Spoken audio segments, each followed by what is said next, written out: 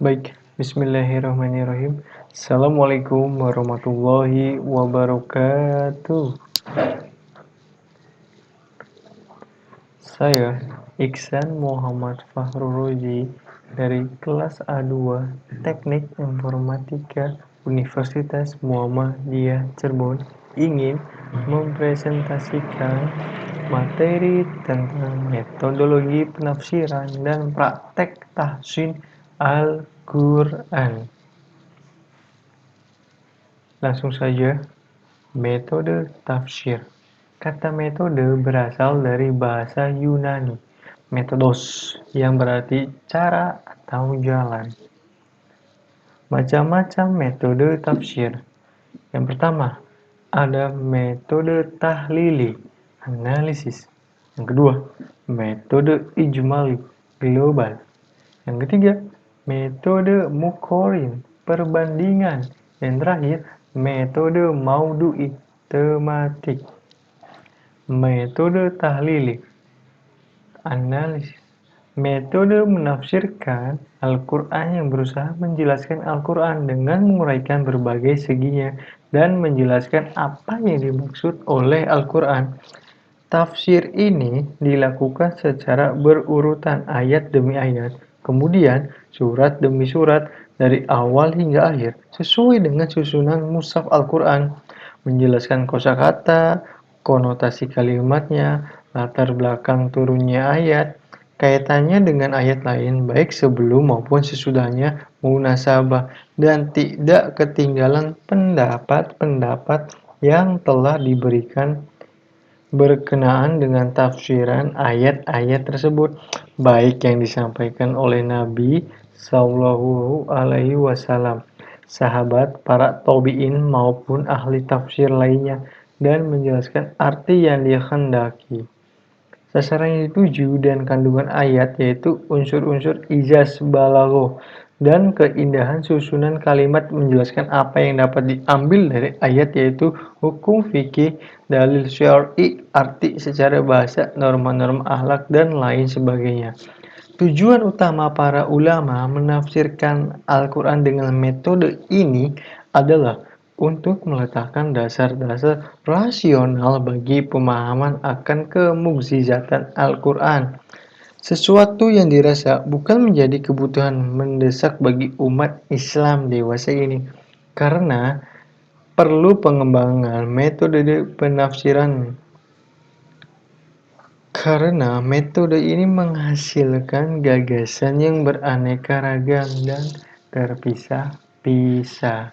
Ciri-ciri metode tahlili ada 4. Yang pertama, mufasir, menafsirkan ayat demi ayat dan surat demi surat secara berurutan sesuai dengan urutannya dalam mushaf.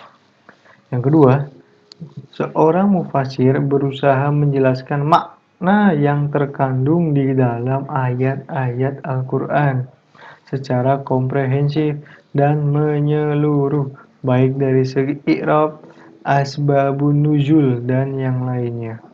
Yang ketiga, menjelaskan munasabat, kaitan antara satu ayat dengan yang lain, dan juga antara surah dengan surah yang lain. Dan yang terakhir, dalam penafsirannya, seorang mufasir menafsirkan ayat-ayat baik melalui pendekatan bil ma'syur maupun bil ra'yi. Langkah-langkah metode tahlili. Ada 6 langkah yang perlu kalian ketahui. Yang pertama, menerangkan makki dan madani di awal surat. Yang kedua, menerangkan asbabun nuzul jika ada. Yang ketiga, menerangkan arti mufradat kosakata termasuk di dalamnya kajian bahasa yang mencakup i'rab dan balaghah. Yang keempat, menerangkan unsur-unsur fasabah, bayan, dan ijaznya. Yang kelima, memaparkan kandungan ayat secara umum dan maksudnya. Dan yang terakhir, yang keenam, menjelaskan hukum yang dapat digali dari ayat yang dibahas. Metode ijmali.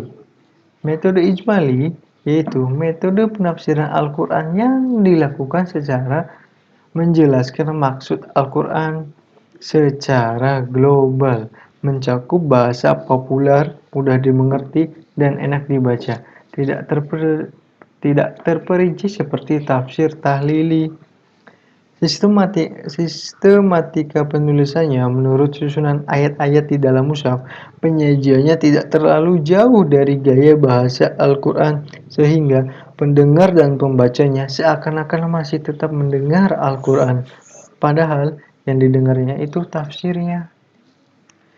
Ciri-ciri metode ijmali ada 6. Yang pertama, urutannya sesuai dengan urutan mushaf. Kedua, sebagai lafal dari ayat menjadi pengait antara nas ayat dengan tafsirnya. Yang ketiga, mufasir langsung menafsirkan ayat Al-Quran dari awal sampai akhir tanpa perbandingan dan penetapan judul. Yang keempat, mufasir tidak banyak mengumumkan pendapat dan idenya. Yang kelima, setiap surat dibagi menjadi kelompok-kelompok ayat, lalu ditafsirkan secara ringkas dan global. Dan yang terakhir, keenam, mufasir tidak banyak memberikan penafsiran secara rinci, tetapi ringkas dan umum, meskipun pada beberapa ayat tertentu memberikan penafsiran yang agak luas, namun tidak ada wilayah analitis.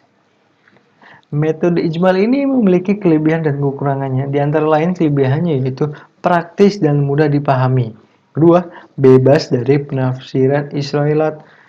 Yang ketiga, akrab dengan bahasa Al-Quran. Sedangkan kekurangannya yaitu menjadikan petunjuk Al-Quran bersifat parsial.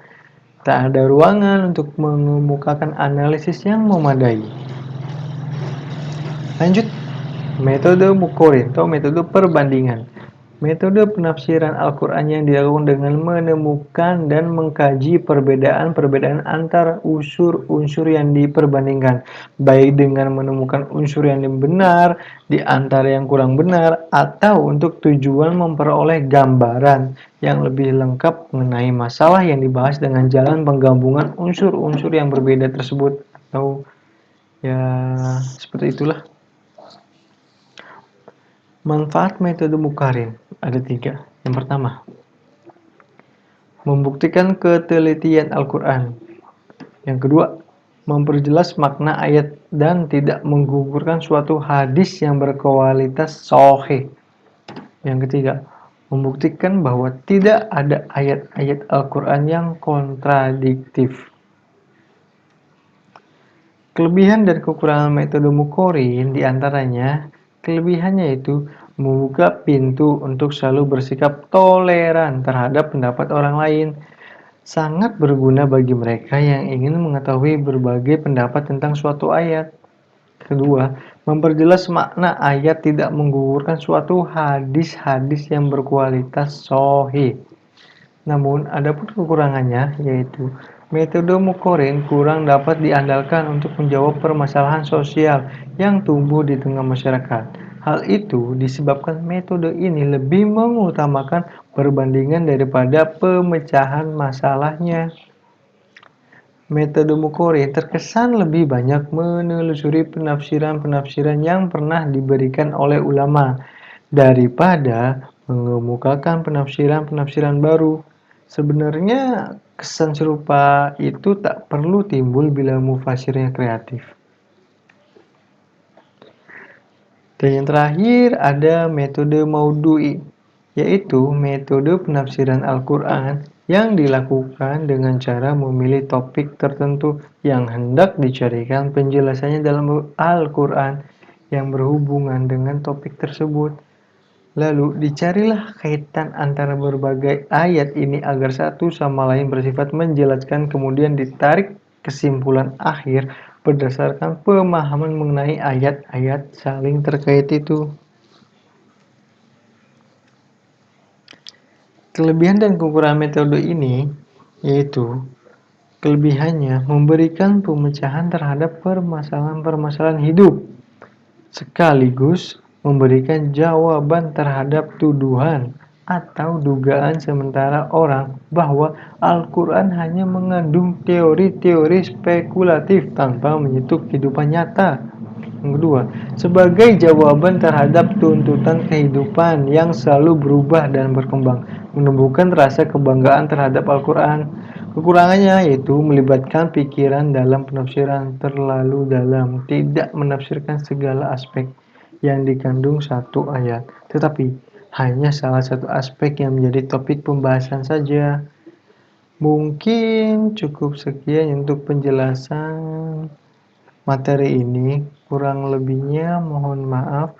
Wassalamualaikum warahmatullahi wabarakatuh.